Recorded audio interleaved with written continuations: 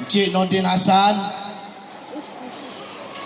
pengerusi perkasa bagi kawasan Parlimen Bandar Tun Razak, ataupun beliau adalah Yang Berhormat Ahli Parlimen Perkasa Bandar Tun Razak.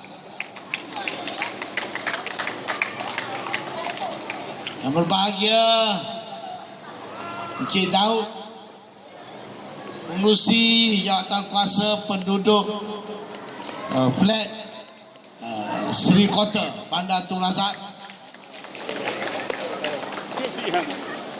rakan-rakan pimpinan perkasa daripada pusat, yang berbahagia Datin Nur Khairah Jamaluddin, Ketua Wiraneta Perkasa dan pimpinan Wiraneta Perkasa Pusat yang turut hadir, Saudara Datuk Don Abdullah, pengerusi Biro Warisan dan Kesenian Perkasa merangkap Ahli Dewan Tertinggi Perkasa, dan yang berbahagia Datuk Rohani Ahmad, ini laki-laki bukan perempuan, Datuk Rohani Ahmad, Ahli Dewan Tertinggi Perkasa, bekas Ahli Parlimen Parit Sulong, wira-wira, wirawati, tuan-tuan dan puan-puan yang dihormati sekalian. Alhamdulillah, marilah sama-sama kita mengatakan syukur Allah Subhanahu Wa Taala kerana pada malam ini kita dapat bersama-sama dengan penduduk flat Sri Kota dan juga ahli-ahli perkasa melalui daya usaha dan inisiatif Encik Nordin Hassan dapat kita mengadakan majlis penyampaian watikah kepimpinan perkasa Bandar Tun Razak. Bagi pihak ahli-ahli Dewan Tertinggi Perkasa Pusat, izinkan saya menyampaikan ucapan setinggi-tinggi tahniah syabas kepada Encik Nordin Hassan beserta dengan ahli-ahli jawatan kuasa, dan juga berterima kasih kepada tuan-tuan dan puan-puan yang sudi melapangkan masa untuk sama-sama menjayakan majlis pada malam ini. Begitu juga saya mengucapkan setinggi terima kasih yang tidak terhingga kepada sahabat saya yang berhormat Datuk Seri Ali Rastam, pengerusi PUNB, kerana sudi bersama kita pada malam ini. Tuan-tuan dan puan-puan, perkasa sudah melengkar perjuangan di seluruh negara bagi menggalas tanggungjawab demi kepentingan bangsa kita dan juga agama kita Islam. Alhamdulillah, dalam tempoh sekitar 5 tahun, perkasa sudah menjadi sebuah pertubuhan yang cukup strukturnya, yang sudah wujud di peringkat kawasan parlimen sesudah kita meminda perlembagaan dengan keahlian sudah melebihi 585,000 orang di seluruh negara. Alhamdulillah. Bukan sahaja setakat di negara kita, malah perkasa juga sudah pun diwujud di luar negara, di mana terdapat golongan masyarakat Melayu Islam kita dan kaum Bumi Putra yang berminat dan berhajat bukan saja untuk membantu, tapi bersama-sama berjuang dalam pertubuhan pribumi perkasa Malaysia. Alhamdulillah. Perkasa memang sudah menjadi sebuah pertubuhan yang begitu kontroversi ataupun kontroversial. Sebuah pertubuhan yang dicemooh, yang dikeji, yang diejek, yang diserang dengan berbagai-bagai tomahan. Tetapi alhamdulillah, semuanya ini hikmah yang menyebabkan perkasa makin sari makin kuat sebagai pertubuhan yang mewakili perjuangan orang-orang Melayu dan orang Islam dan kaum Bumi Putra. Alhamdulillah. Beberapa hari yang lalu, minggu lalu, kita telah menunggu perkasa UK dan Europe. Datin Noh Khaila, Ketua Wiranita kita hadir sama. Tidak pernah berlaku dalam sejarah di kota London pertubuhan orang-orang Melayu, perhimpunan dan perjumpaan orang-orang Melayu seramai yang hadir di perjumpaan penubuhan perkasa UK Europe.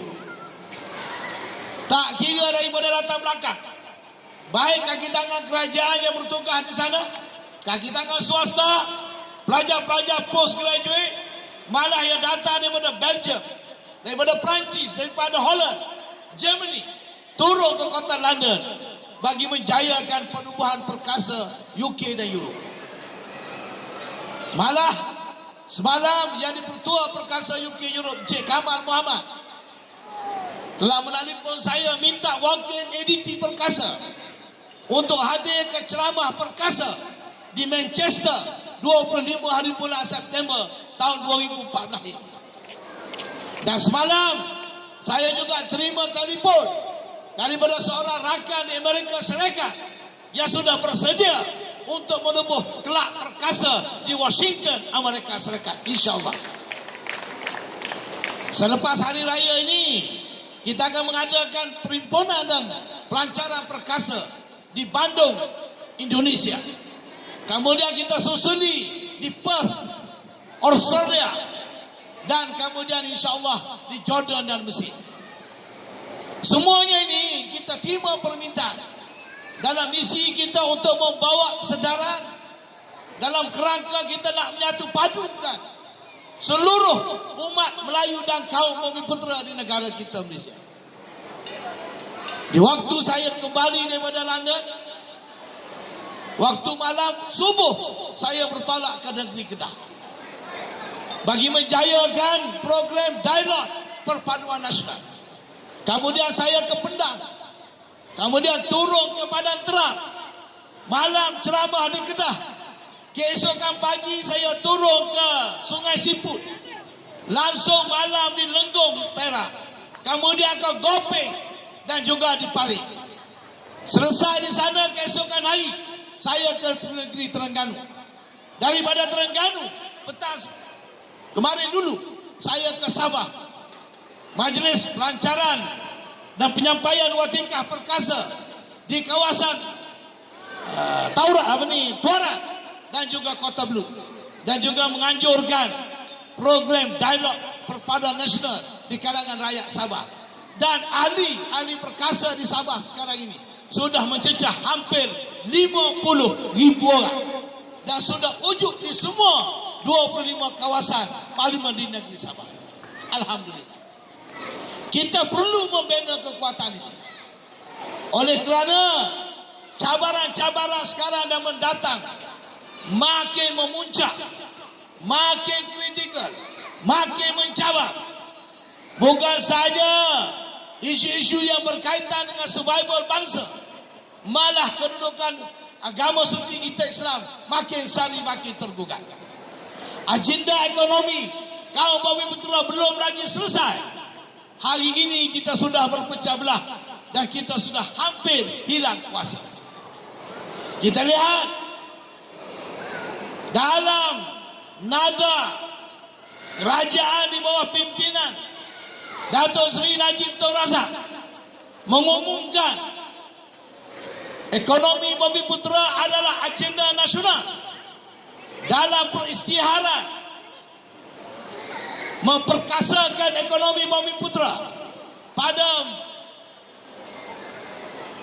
2 bulan yang lalu. Tetapi kita tengok bagaimana sesudah KLIA 2 dibuka, peniaga-peniaga usahawan Bumiputera langsung tak diberi tempat. Di waktu saya nak ke Sabah dan saya balik daripada Sabah, saya ambil kesempatan berjalan di sekitar KLIA 2. Memang benar dakwah yang dibuat. Maidin, sebuah supermarket kepunyaan orang Islam yang mempunyai rangkaian 222 di seluruh negara, juga tidak diberi tempat. Yang saya lihat, syarikat-syarikat kepunyaan bukan Bumiputera megah dengan tulisan bahasa Inggeris dan ada juga tulisan bahasa Cina, bahasa Melayu, sebagai bahasa kebangsaan langsung tak diberi tempat. Pengurusinya Melayu, eksekutifnya Melayu. Samalah juga Datuk Bandar Kuala Lumpur dia pun Melayu. Tadi Datuk Yusof Hamid sebut kekecewaannya tak dapat jumpa Datuk Bandar. Saya nak beritahu kepada Datuk Yusof Hamid, bukan Datuk Bandar tak nak jumpa, cuma Datuk Bandar nak uji sejauh mana keberanian dan juga kesungguhan kepimpinan perkasa di wilayah persekutuan untuk berhadapan dengannya. Dia nak uji. Jadi Datuk Yusof dan rakan-rakan pimpinan perkasa wilayah kena bersedia. Kalau dia layan dengan elok, mungkin dia anggap seperti juga lain-lain pertubuhan, ataupun dia anggap nanti pimpinan perkasa pun sama dengan yang lain. Kalau jumpa tak ada kerja lain, minta projek, minta bantuan, minta macam-macam, seperti yang pernah kita lihat sebelum ini, termasuk parti-parti politik. Jadi terpulang pada Datuk Yusof untuk mengolah perjuangan perkasa di wilayah persekutuan. Malah di KLAI pun saya dah sebut, bukan saja di KLAI, dulu kita dah mengingatkan banyak kali dalam konvensyen, dalam kongres, malah dalam perjumpaan kita dengan Perdana Menteri sebelum ini pun kita sebut banyak kali mengenai dengan sikap dan peranan GLC dalam membantu kaum Bumi Putra. Hari ini yang berhormat Datuk Seri Ali Rastam menjadi pengerusi PUNB. Kita nak tengok sejauh mana yang berhormat Datuk Ali Rastam dapat membuktikan kepada kita bahawa dia adalah pemimpin cakna yang memastikan membantu kaum usahawan Bumi Putra. Jangan cakap tak sempat fikir. Sama juga dengan agensi-agensi lain. Ini Melayu. Kita bukan menghadapi masalah dengan bukan Melayu sahaja. Ini yang kita dah tahu. Senang bagi kita mengurus mereka ini. Tapi kita berhadapan dengan masalah Melayu liberal, Melayu yang tidak ambil peduli kepada bangsanya sendiri. Hari ini kita tengok bagaimana kita dimalukan Islam mengenai dengan cerita kitab Injil, kemudian berebut anak, kemudian berebut mayat, belum selesai lagi. Macam-macam perkara pula. Dan semuanya ini tuan-tuan dan puan-puan akibat daripada pemansuhan Akta Keselamatan Dalam Negeri. Ada pihak sudah mula berani dan naik tongkat. Kemudian terbaru NUCC, National Unity Consultative Council, di bawah Yusuf Kuru yang melantik 30 ahli jawatan kuasa. 18 bukan di kalangan orang Islam, 12 saja mewakili orang Melayu, tetapi sebahagian Melayu liberal, sebahagian Melayu yang berkongsi perjuangan komando, yang mau menghalalkan murtad, yang nak menghalalkan perkahwinan di antara laki-laki sesama laki-laki, perempuan sama perempuan, kebebasan dan seumpamanya. Dan yang terbaru, dalam senyap-senyap ada ahli jawatan kuasa NUCC yang memperusikan musyawarah jawatan kuasa kecil bersekongkol dengan Majlis Peguam Malaysia dengan mewujudkan, mencadangkan draft 3 akta yang kononnya namanya Akta Keharmonian, akta itu dan akta ini. Ada 3 akta, tetapi akta ini apabila kita kaji, kita teliti, rupa-rupanya mereka nak menghapuskan akta hasutan, yang memang kebetulan satu ketika dulu Perdana Menteri pun menyebut kemungkinan akta hasutan akan dihapuskan. 3 minggu yang lalu, tokoh-tokoh masyarakat dan bekas-bekas pegawai tinggi kerajaan dan keselamatan, Tun Hani Humar, Tan Sri Zaman Khan, bekas pegawai polis, dan juga lain-lain tokoh berhimpun atas nama NGO menyatakan kesalahan dan membantah dengan keras cadangan untuk menghapus akta hasutan. Dan akta hasutan ini, akta hasutan 146 ini tidak boleh disentuh sebenarnya, malah oleh Parlimen sekalipun. Tetapi perjumpaan mereka memang menunjukkan betapa komited dan kesungguhan mereka untuk mengubah segala-galanya, termasuk landscape perundangan negara kita yang sudah tercapai selama ini. Sebelum ini ISA sudah pun dibasuhkan. Kita perkasa waktu saya mengadakan majlis dialog awal perpaduan nasional menjelajah ke seluruh negara. Isu yang paling hangat dibangkit oleh NGO-NGO di peringkat negeri ialah tidak bersetuju Akta Keselamatan Dalam Negeri dimasukkan. Tetapi Perdana Menteri ada membuat kenyataan mengatakan pemasukan ISA adalah salah satu keputusan yang popular disokong oleh rakyat. Memang mungkin ada yang menyokong. Yang paling kuat parti pembangkang. Tetapi denyut nadi orang-orang Melayu yang memahami soal keselamatan negara dan melihat bagaimana institusi Islam dicemooh, raja-raja Melayu dihina, bangsa Melayu diperkotak-katikkan.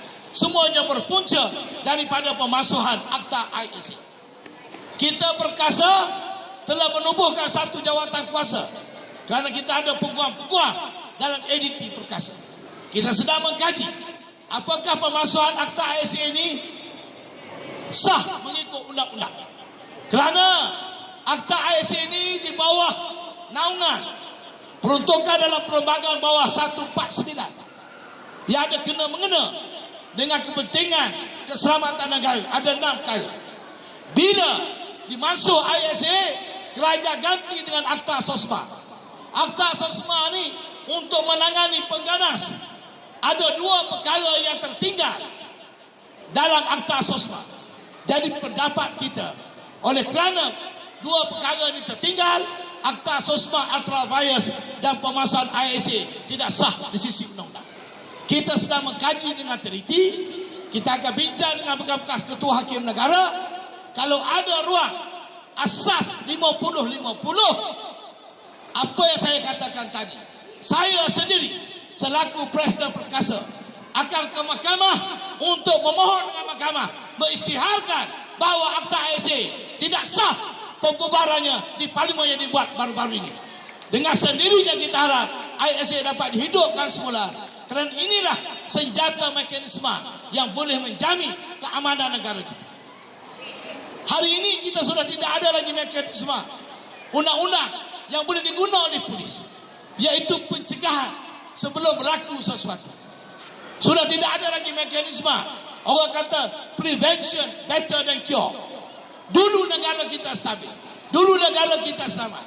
Bila ada saja riak-riak suasana yang tidak baik yang boleh mengancam keselamatan negara, pihak keselamatan boleh bertindak dengan menggunakan Akta ISA. Saya 2 kali ditahan di bawah ISA. Pertama 2 kali. Pertama 2 tahun lebih. Kedua, waktu operasi dalam. Dan waktu parlimen berbahas nak memasuk Akta ISA diganti dengan Akta Perhimpunan Aman. Di kalangan ada ahli parlimen 222 orang. Saya lah satu-satunya bangun bercakap dalam Dewan Rakyat menentang habis-habisan tentang pemasuhan Akta ISA. Sebab saya dah jangka, saya dah rasa kalau Akta ISA tidak ada, macam-macam berlaku. Dan hari ini kita lihat penghinaan-penghinaan terhadap junjungan besar Nabi Muhammad SAW. Mula mempersoal masjid-masjid di bandar tidak boleh mengguna pembesar suara kerana kononnya bising. Macam-macam lagi mereka mempersoalkan, termasuk isu kitab Injil ataupun Bible, dan macam-macam lagi lah. Kalau saya nak hurai satu persatu pun tak habis. Maka sebab itu, tuan-tuan dan puan-puan, saya nampak ke depan ini makin mencabar. Walaupun kita bukan parti politik, Perkasa boleh memain peranan. Kalau kita ramai-ramai bersatu, kita ajak rakan-rakan menjadi ahli. Kerana saya melihat kita ada 2 parti politik, iaitu UMNO dan PAS. UMNO parti kebangsaan, parti nasionalis yang berjuang menentang Melayu Union, mencapai kemerdekaan, membangun negara. Tetapi landscape politik berubah tahun 2008, menyebabkan Barisan Nasional kalah 2/3 apabila kaum bukan Melayu sudah mula lagi daripada BN dan UMNO. Maka untuk mendapat sokongan balik kaum ini, maka terpaksalah pengerusi Barisan Nasional Datuk Najib melayani segala kehendak kaum-kaum ini. dan tidak lagi berani bercakap mengenai dengan agenda Melayu. Sesiapa yang bercakap mungkin akan diambil tindakan. Datuk Nasir Safar diminta berhenti sebagai siasat politik. Datuk Ahmad Ismail terpaksa melepas jawatan sebagai ketua bahagian. Sama juga dengan PAS. PAS juga tidak mampu lagi bercakap soal Islam. Lebih bercakap seperti Dr. Hassan Ali, Datuk Dr. Hassan Ali dipecat walaupun naik presiden. Ustaz Hasan Basri dipecat. Ustaz Nasaruddin Maisa Timbalan Presiden PAS juga dipecat. Dia diketepikan kerana membantah bagaimana hubungan antara DAP dengan PAS, ataupun bagaimana DAP berjaya memperalatkan PAS sehingga PAS terkunci, tak dapat bercakap apa-apa mengenai dengan Islam. Malah pemimpin-pemimpinnya makin teruk. Di dalam NUCC ada seorang wakil PAS, ada seorang wakil UMNO. Nama dia Saifuddin Abdullah daripada Proham. Kedua, seorang lagi nama Mujahid, wakil rakyat PAS, dia wakil PAS. Saya panggil dia ni Muntahid. Sebab dua inilah yang mengatakan akta hasutan ini adalah lapuk. Kalau lapuk, apakah akta tanah Rizal Melayu juga lapuk? Dia kata tak sesuai lagi. Dia tidak tahu bagaimana Islam dicemooh, dihina dan sebagainya. Jadi tuan-tuan dan puan-puan, cabaran di depan terlalu banyak. Kita tak tahu apa nasib bangsa kita.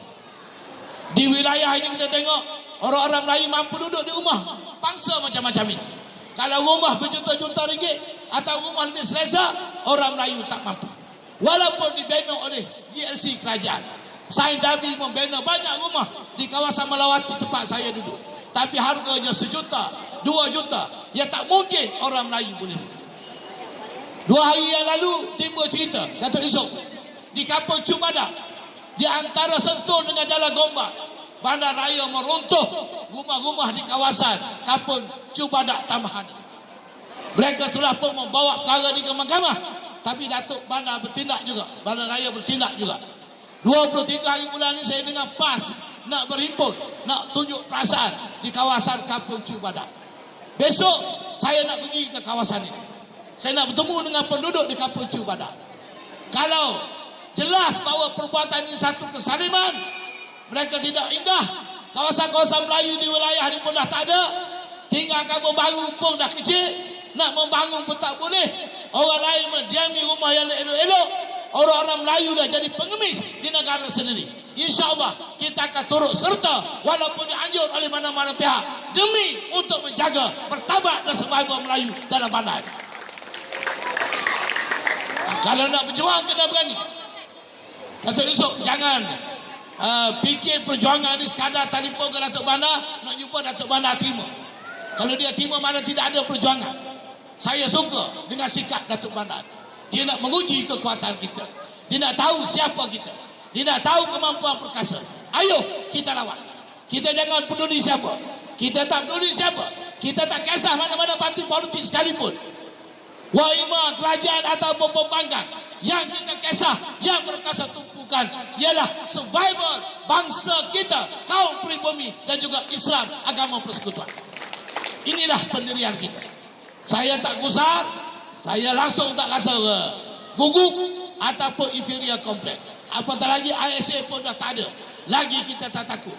Bangsa itu pun tak takut kerana ISA tak ada. Kita ni bila ISA tak ada, lagi kita takut.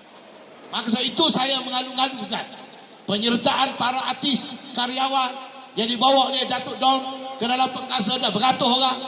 Tak kira siapa, pemandu teksi, pengayuh beca, petani-petani.